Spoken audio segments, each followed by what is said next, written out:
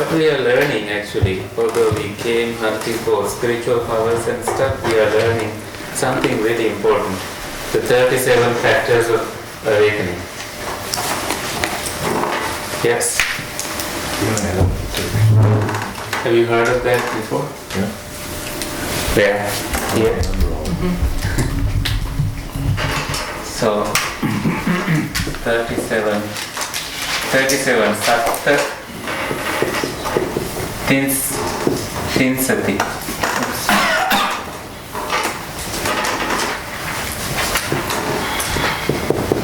Factors of awakening.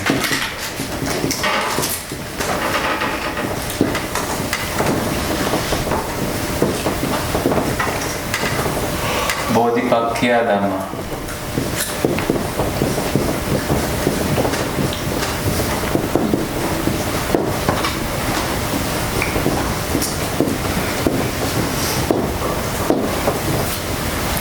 So Satin Sati is 37? Yeah, Sattatin Sati is 37. We need to do Pali numbers at some point. Yeah. Dhamma, sort of like factors, Bodhipakkhya, supporting the awakening. And you did how many so far? You did the 4 strivings. You did the 4 noble truths. 4 noble truths. Yeah. And this is the other set. 4 parts of spiritual power. These are called Iddhipada. Satara Iddhipada. Iddhipada. Let me write that down.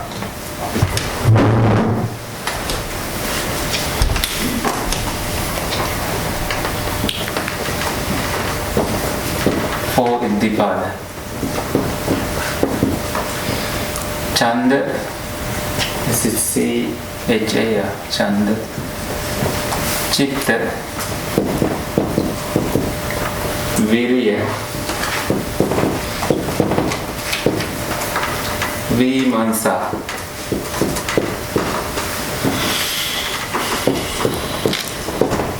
so Chanda is enthusiasm, Virya is effort, Chitta is the mind, and Vimansa is investigation. So please see the whiteboard and the screen. Thank you. Bante Upananda, the last He did that? he talked about the Iddhipana, Indriya, 4 Indriyas too? the 5. 5 Indriyas too? Okay, so we are repeating this stuff. Let me just skim this then. So Sakuludaya Sutra is like a manual for every teaching that you know, basically good format to keep in mind. Bless you.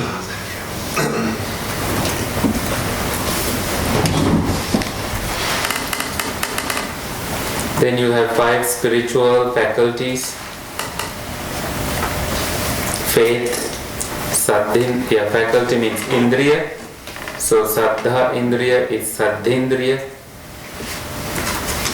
You see that here?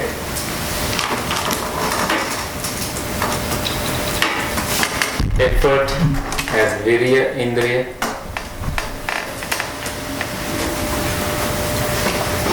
Saddhindriya, Viryendriya. Mindfulness, Satindriya.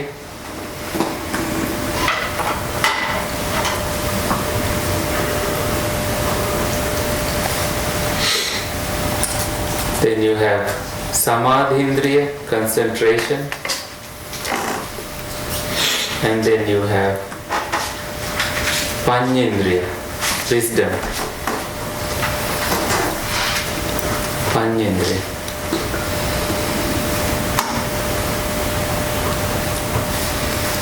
And the same set for powers. See, Saddha, Virya, Sati, Samadhi, Panya. Power means Bala.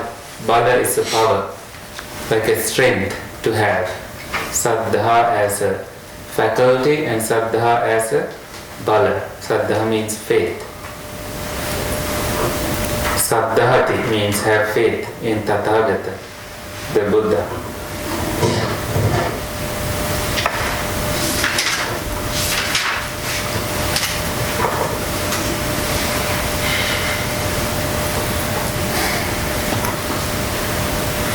It's there.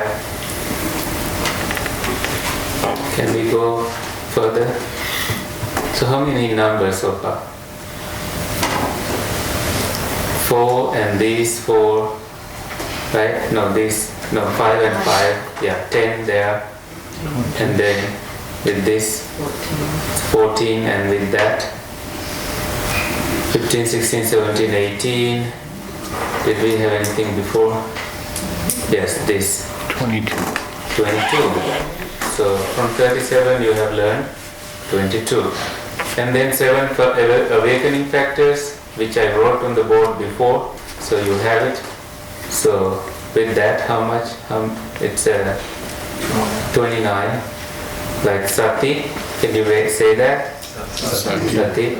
Then Dharma Vichaya, Virya, Piti, Pasadhi, Samadhi, Upekha. Yes. 29 plus this, the Noble Eightfold Path. Right view, Sammaditthi, right thought, Samma Sankappa. I think I did that before. Right speech, Samma Vacha, right action, Samma Kammanta, right livelihood, Samma Ajiva or Ajiva, right effort, Samma Vayama, right mindfulness, Samma Sati, right stillness, Samma Samadhi.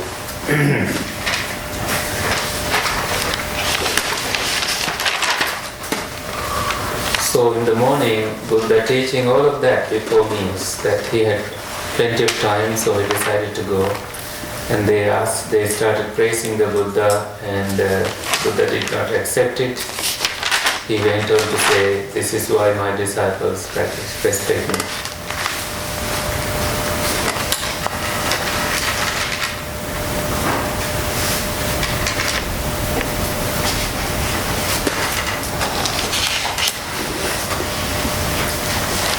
And then there are 8 liberations, 8 ways to liberate the mind, to bring it to the liberation point in these 8 ways. So one possessing physical form sees physical forms. This is the first liberation. See, it's completely Rupi Rupani Passati. That's the Pali for that. So he says this first liberation refers to the attainment of the 4 dhyanas using a kasina meditation device derived from a colored object on our own body. Right? What does that mean? So can you show that colored object that you have? Yeah, I can show them. Or how do we do it? Okay, let's Google something. They might be able to see. It's just Yeah, that. this one. That's not on your body though. Oh, that's what your question is? It's off. Arcasina. I can post this also. Yeah. So he has that, and he has glued it to the brim. Wallpaper. Yes, yeah, I have it like at eye level so I can meditate. Yeah. with it. And here he has that. So that's also a kind of meditation I do, but slightly different from that. So what the body thing. So let's read that again. So this is not something I teach every day, so I'll need to be familiarized with this too. Rupi Rupani Passati. So what I get from Pali is that you have cultivated first 4 Rupa dhyanas, okay? And then you are seeing forms based on that experience. So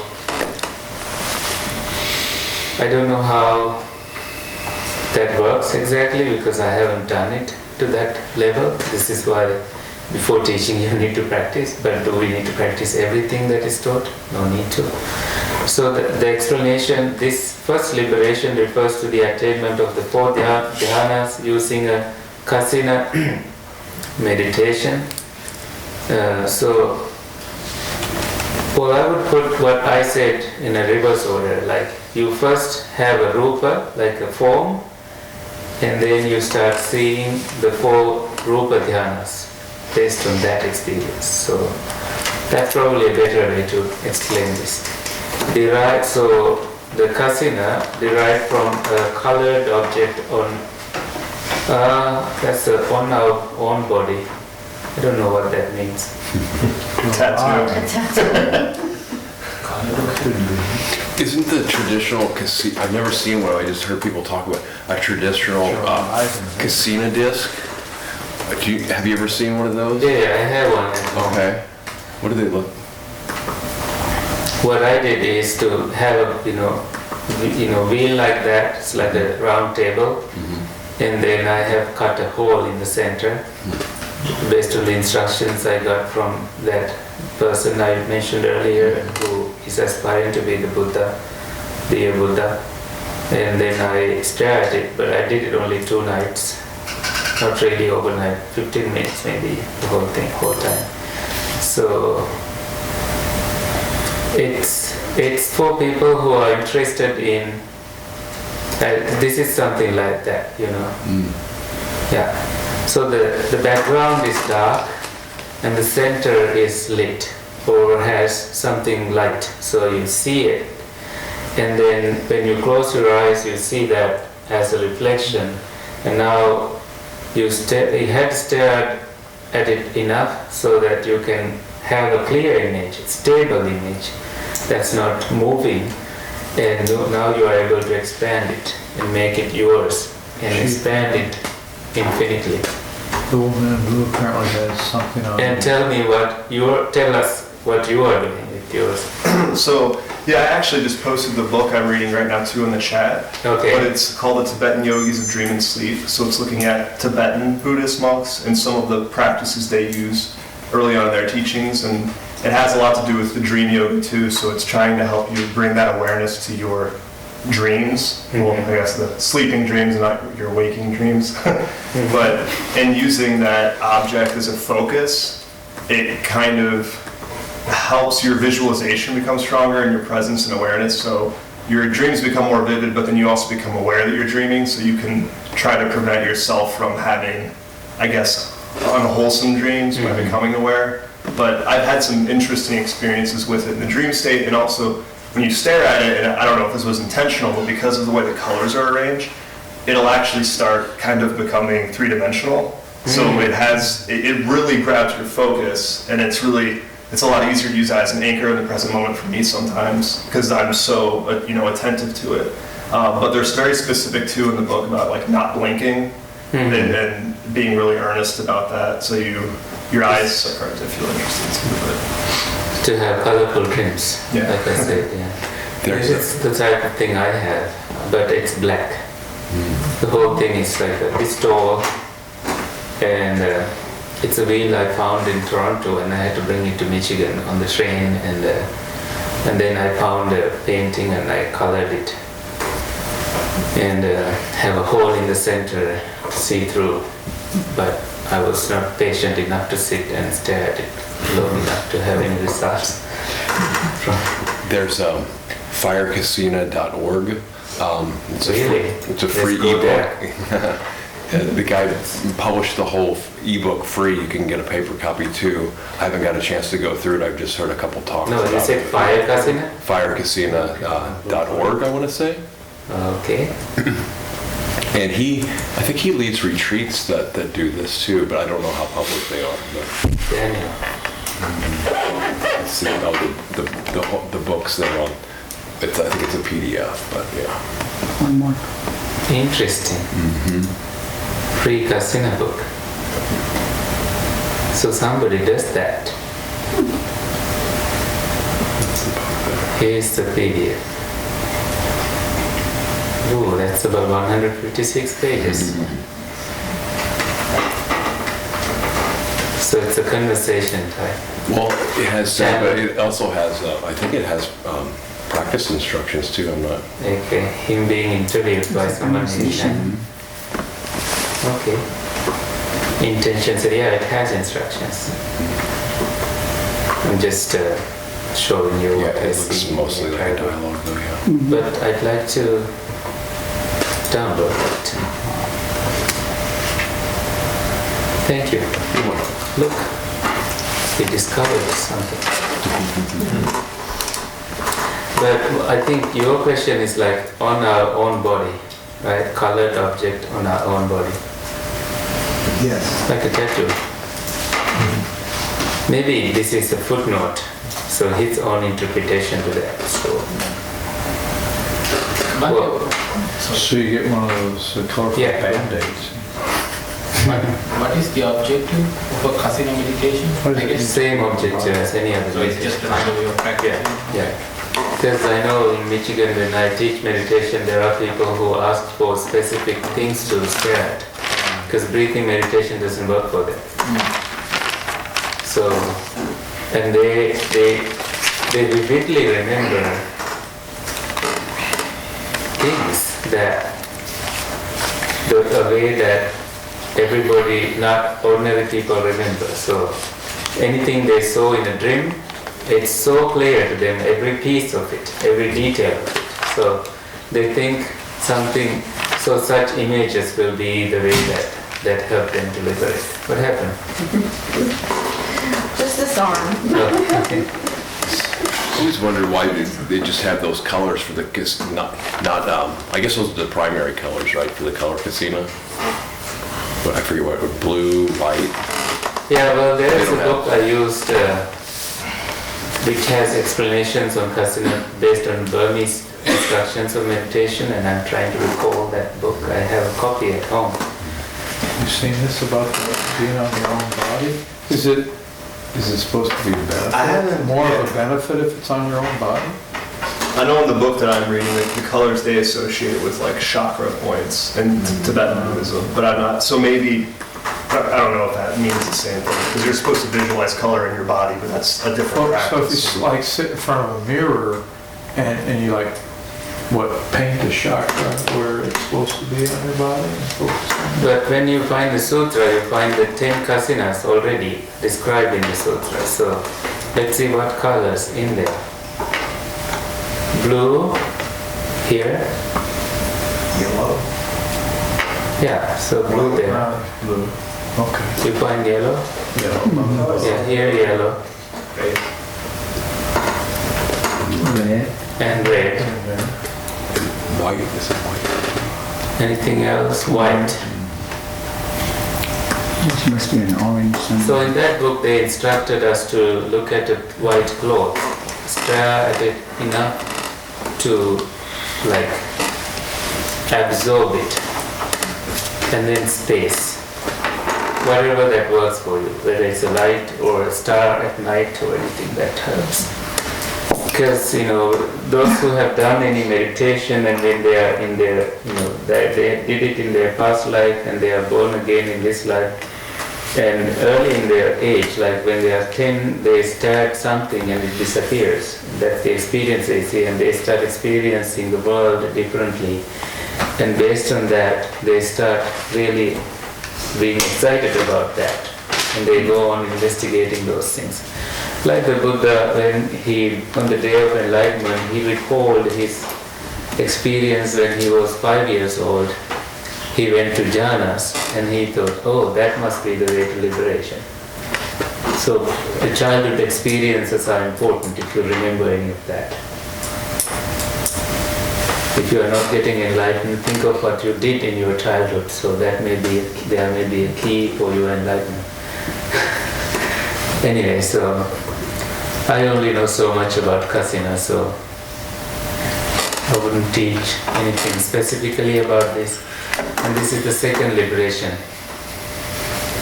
Seeing physical forms externally, 114, footnote 114. Ajjatam arupa sanyi bahiddha rupani passati. So internally no forms, but externally he sees forms.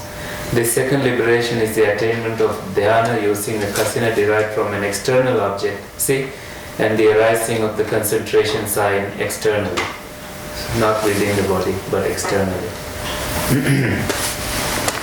And then you have liberated after contemplating the idea of beautiful. That's 115 footnote. Subhang teva adhimutto hoti. One is resolved as beautiful.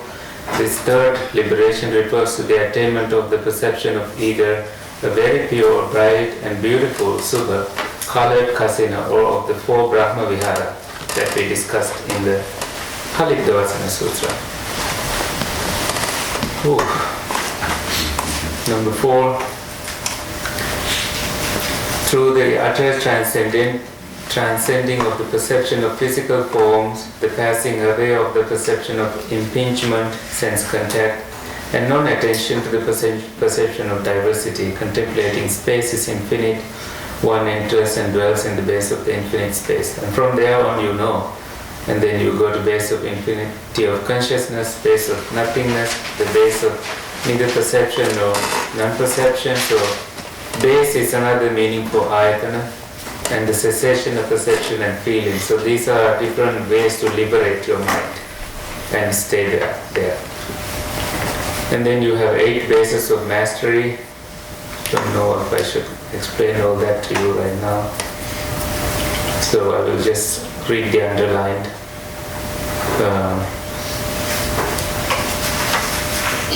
Perceiving forms internally and limited, beautiful or ugly, by mastering, transcending them, one perceives thus, I know, I see. So it's a detailed explanation about meditation actually. Perceiving forms internally, one sees forms externally, immeasurable, and then internally forms and externally forms limited. I don't know the differences. And then there is blue or indigo, and yellow, red or copper colored, and white, basically kasinas again. So not perceiving forms internally, one sees forms externally that are white, of white color, so you start absorbing into white. And then just as a morning star flower that is white, of white color, white in appearance, with the white glow, or just like Benares cloth smoothed on both sides, that is white in appearance. So you use something like that and master that perception to the level of I know, I see. This is the 8th base of mastery. What's that list called again? Huh? What is that list called? This list is called 8 bases of mastery. To become a master of something means you practice it more. These are the kasinas.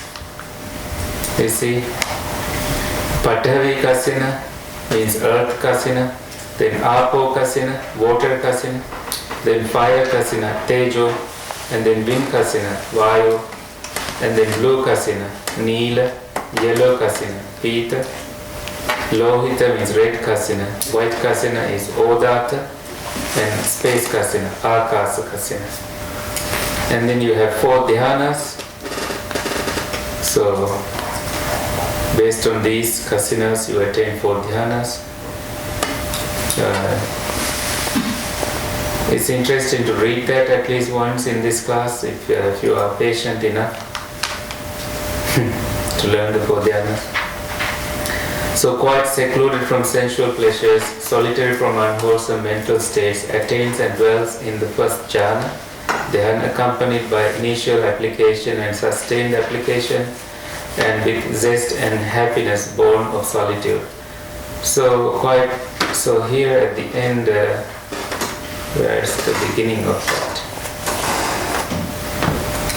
A monk quite secluded from sensual pleasures. So sensual pleasures basically involves attachment to your house, attachment to anything that gives you sensual pleasures. And solitary from unwholesome states means free from hindrances that obscures your path or Nibbana. And then this is first jhana, attains first jhana. And he has, please note this, he has happiness born of solitude. Okay? In the second jhana there is something different.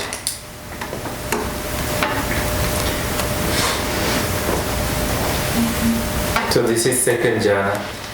See here, happiness born of concentration. So you are a step further. And when you lose concentration, you fall back to the first jhana. So that should be seen as a danger in meditation. So not to fall back to the first, but go further up as you are striving in meditation. And then there are, similes given.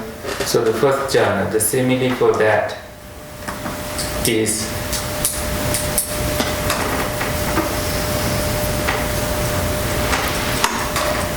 just as if a skilled batsman or batsman's apprentice would pour bat powder into a brass basin and knead it together, sprinkling it again and again with water, so that his ball of bath lather, saturated, moisture-laden, permeated within and without, would not drip.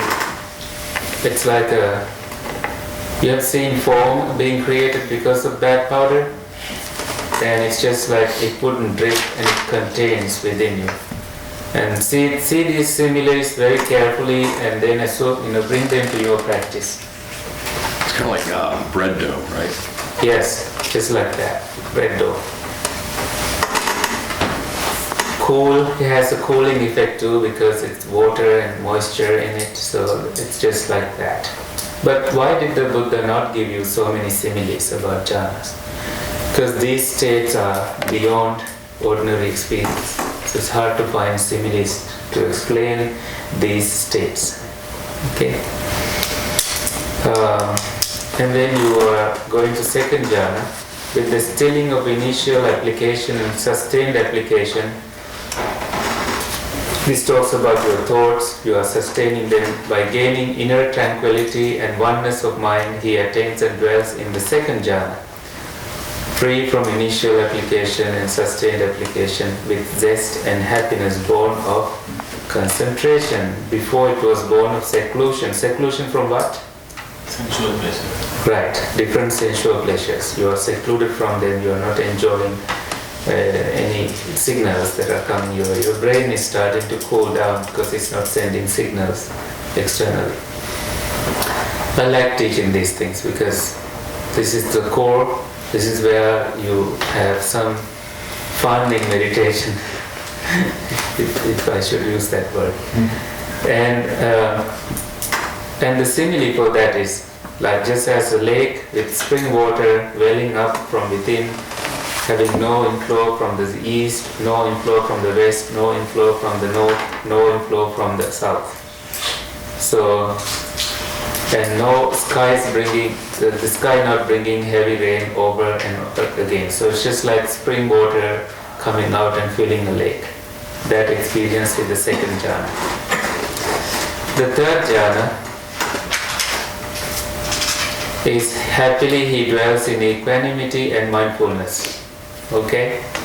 And the simile for, so what happens in third jhana is fading away of zest, he dwells equanimous, mindful and clearly knowing, and experiences happiness with the body. He attains and dwells in the third dhyana, of which the noble ones declare, happily he dwells in equanimity and the mindfulness. See, he floods and fills this very body with the happiness free from zest.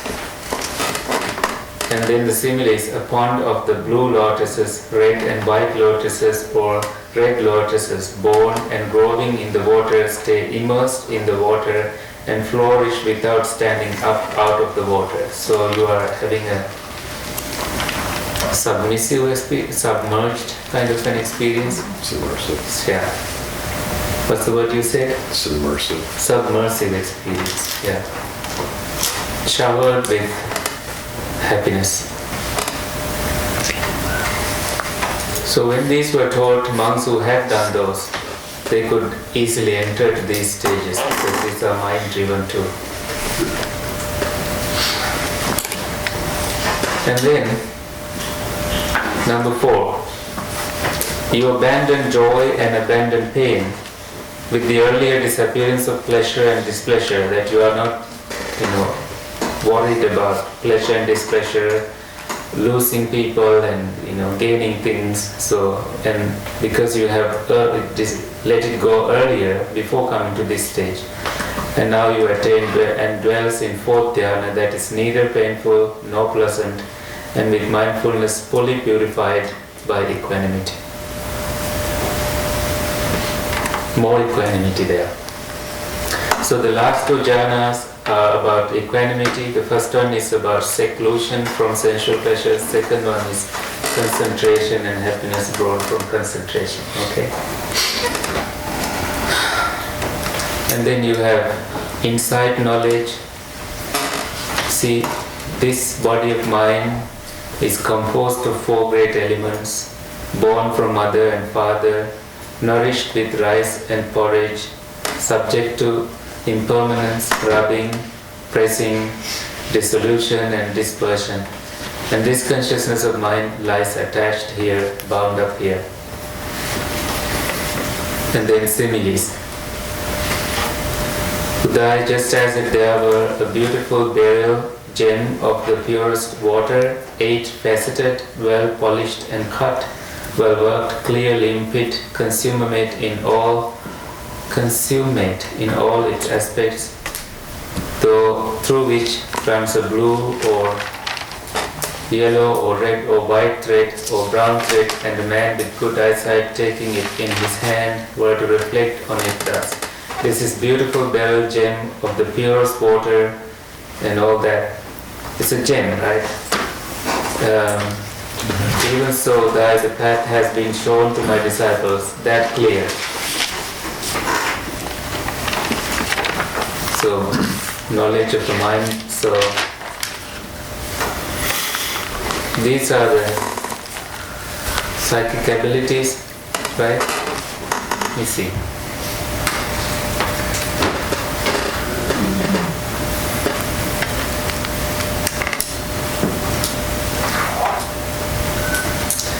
Knowledge of the mind-made body. Furthermore, so that's 159. Do we have mind-made body, Mano Maya Kaya, as the Samanya Pala Sutras.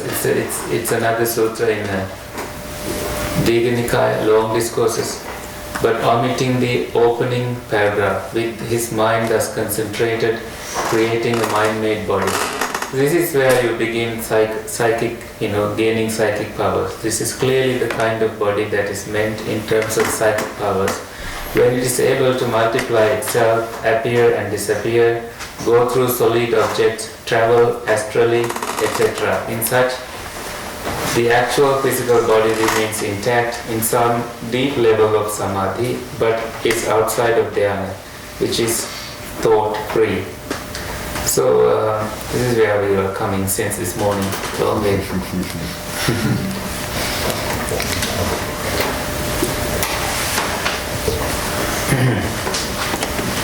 Furthermore, Uday, the path has been shown to my disciples. Practicing as such, they create from this body another body, endowed with form, mind-made, complete in all its parts, without defect in any faculty. Uday, just as if a man were to draw a munja, reed from its sheath. You know what that means. The thought would occur to him, this is the sheath, this is the reed. What's the meaning of reed? A reed is like a stick. A water plant. It's the stem or the stalk, yes, of like a water plant. So I'm thinking maybe, there's something inside of it that can be separated. It's like a copper cable. Is it a tube? Yeah. Like a weave, a hollow tube. Cattails. It's like a straw. Cattails is what I think of when. But that's Yeah, not, I don't think that's a reed, is it? It's like a syringer. Can you Google the actual plant that it names? Yeah, it's just a reed. Oh, you It's a did? reed. No, it's not. Munja plant. Yeah. Oh, mojo, yeah.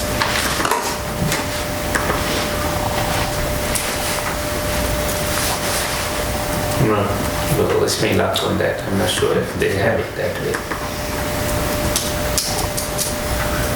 Oh, that. You know what that is? Maybe this. That. No. No. That. Well, that's a, This? that's Oh, the that. sedge there. If they're long, they're supposed to be long and, That. A reed.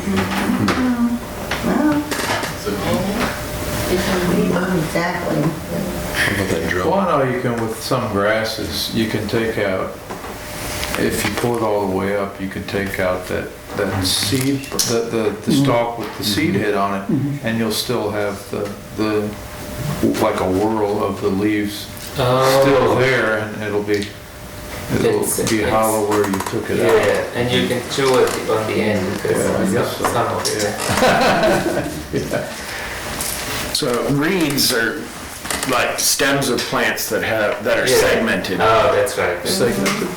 So like the cattail has like a section, or bamboo, like Right. it grows in They sections. have nodes, yeah. Yeah. It's a sort of grass, reed grass. Yeah. That. There we go. There, Yes. that's it. Okay. Like that. There's something on Etsy. There we go. Well, that's Yeah. an equicedar. Better. Forcedale reed. That's an equicedar. First, That's some point. big Horse reed tail. there. yeah, That's some hardy ones Yeah, there. don't eat don't eat that. I think it's- Don't eat any of that that. one. Probably That's this is a Yeah. very, equicedar. yeah. Okay, so how do you separate point from point on that? You pour it. Yeah. Pop, you can pop it off at the nose. It was always hollow when I opened it. Right, you can pop it off. You at could the almost nose. use That's it like different. a straw I think or it's underwater. different. Yeah. But then how does it separate from what? If it's hollow? Yeah, I think we know this, but we didn't. This reed is kind of a common name, so you can see all the things coming up for it. I say Anyway, equicedar, that's how I know. Equi's horse, right? when you show your psychic powers, you should know that, okay? Get back to it. Or, as you can try this, if a man were to draw a sword from its scabbard, this is sword, this is the scabbard. The sword is one thing, the scabbard another, but the sword has been drawn out from the scabbard. It was one, now it's two. And if a man were to pull a snake out from its slough, Wow. Skin? No. this is the snake, this is the slough. The snake is one thing, the slough another. Interesting. So it's like a psychic body then. Like a shed skin or Yeah, something. shed but- skin, yeah. That's what I was thinking. Yeah. So, yeah, mind made. And then 5 super knowledges. Again, psychic powers. Furthermore, the path has been shown to my disciples practicing as such, they experience the manifold psychic powers. Having been one, he becomes many. Having been many, they become one. They appear and vanish. They go unhindered through walls, through ramparts, and through mountains as if through space. They dive. I mean, people barely walk on ground. Having problem. And now we talk about having these. They go unhindered through walls, through ramparts, and through mountains, as I used to dream about this. Not that I do them in dreams, but to be able to do them. Mountains as if through space. They dive in and out of earth as if it were water. They walk on water without sinking as if it were earth. Sitting cross-legged, they fly through the air like a winged bird. With their hands, they touch and stroke even the sun and the moon. So mighty, so powerful, they have power over their body up to as far as the Brahma world. Just as a skilled potter or his assistant could craft from well-prepared clay whatever kind of pottery vessel he likes, or as a skilled ivory carver or his assistant could craft from well-prepared ivory any kind of ivory work he likes, as a skilled goldsmith or his assistant could craft from well-prepared gold any kind of gold article he likes.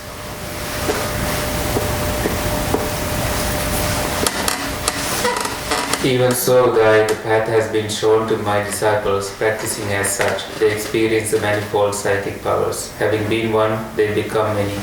So this said. So in Sri Lanka, they say that there was a time that many monks had psychic powers, and people who wanted sunlight to dry paddy could not do it because monks were always traveling in here. Yeah, too much. Okay. Like the plague of locusts. Yeah, Bird shot. sometimes my late disciples say, see, monks were like that before and you are not like this, so what's missing, they ask. I say, I'm happy that I can barely walk on earth. Monte, is this PDF in Slack? No, This is a website. Oh, I'm going to put it there. Thank you. Looks like it's a manual for practice, right? I knew it had casino. I'd like to see that. That would be something.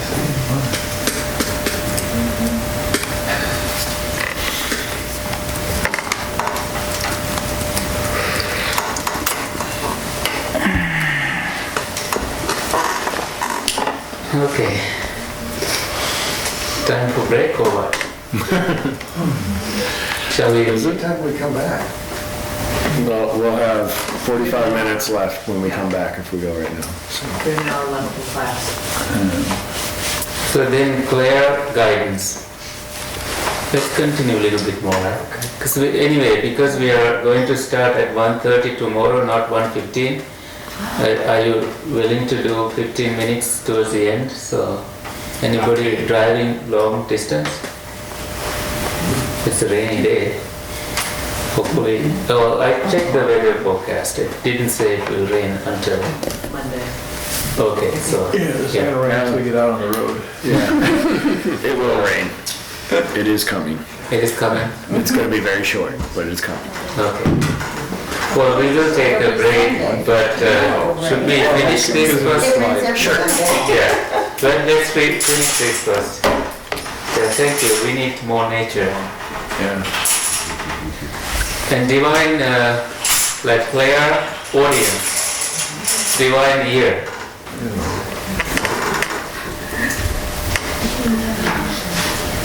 Furthermore, Udai, the path has been shown to my disciples. Practicing as such, they hear by means of the divine ear element, purified and surpassing the human, both kinds of sounds, divine and human, whether near or far.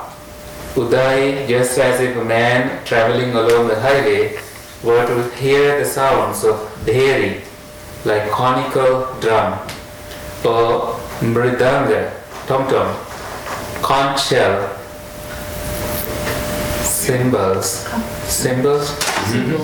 and dindima, small drum. He would know that is beri sound, that is mridanga sound, that is conch sound, that is cymbal sound, that is dindima sound. Even so, the path has been shown to my disciples practicing as such. They hear by means of the divine ear element, purified and surpassing the human, both kinds of sounds, divine and human, whether near or far, and they can recognize. And in this way, many disciples of mine dwell, having attained the accomplishment and perfection of direct knowledge. Mind reading. Furthermore, the path has been shown to my disciples practicing as such. They know the minds of other beings, other individuals, having encompassed them with his own mind. They know, understand a mind with lust as a mind with lust. Oh, that's a mind reading? So I have mind readings too. Maybe of others, right? Oh no, his own mind, right? Oh no, no. They know, yeah. Well, I can tell when someone has lustful mind. I tell them to stay away. They know the minds of other beings, yeah. They know and understand the mind with lust as a mind with lust, and the mind without lust as a mind without lust. So with aversion, without aversion, with delusion, without delusion, contracted mind, distracted mind, exalted mind, unexalted mind, surpassable mind, unsurpassable mind, concentrated mind, unconcentrated mind, released mind and unreleased mind. So when you have clairvoyance, you can see that others have released mind, vimukti chitta. Udai, just as if a man or a woman, a youth or a maiden, fond of ornaments, examining the reflection of his or her own face in a bright mirror or a bowl of clear water, would know blemished if it were blemished, or unblemished if it were not. Even so, the path has been shown to my disciples practicing as such. They know the minds of other beings, other individuals, having encompassed them with his own mind.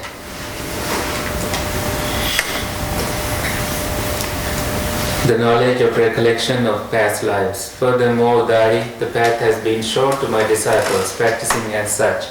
They each recollect their manifold past existences, that is to say, 1 birth, 2 births, 3 births, 4 births, 5 births, 10 births, 20,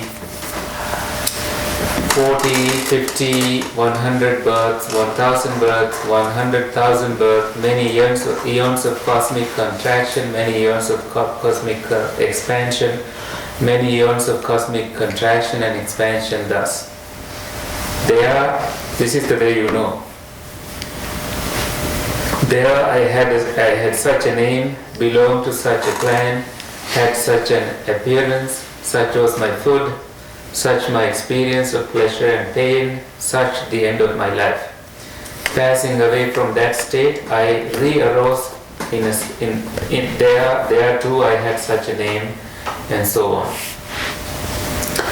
Passing away from that state, I re-arose here, whether it's heavenly state or human or where, you find out.